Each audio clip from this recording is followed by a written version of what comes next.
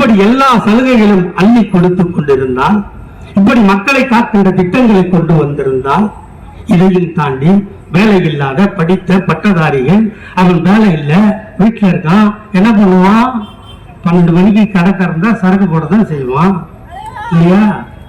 அவனை தடுக்கணும், திருத்தணும்.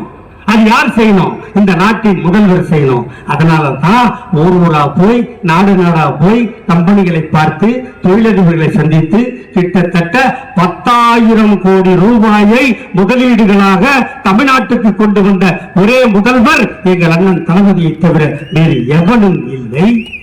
இப்படி நாங்கள் ஆட்சி பண்ணிட்டு இருந்தா சின்ன இருக்குதா, கட்சி இருக்குதா, கொடி இருக்குதா?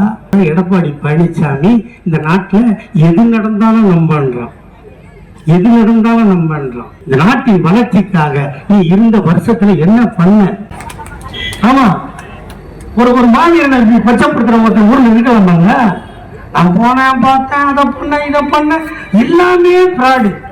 அந்த பொண்ணு, அந்த விஜயலட்சுமி, அந்த பொண்ணு அது கழுவி ஊத்துது பாருங்க, அப்படி ஊத்துது. இவ்வளவும் பண்ணிட்டு இந்த மக்களை அவமானப்படுத்திட்டு பிரபாகரனையும் கொச்சை பண்ணிட்டு இவனை தமிழ்நாட்டில் வாழ விடலாம். நான் கேட்கறது இந்த ஆண்டிப்பட்டி மக்கள்கிட்ட தான் ஒண்ணே ஒண்ணு.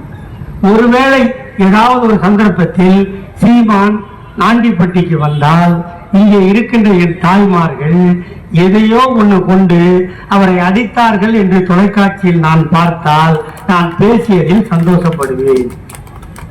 ஏன்னா தப்பு பண்றவங்க இப்படிதான் பண்றான். நம்மளை கேட்கறதுக்கு ஆள் இல்ல, அவசரமா வேலையில ஏறி நின்னா போதும்னு நினைக்கிறான்.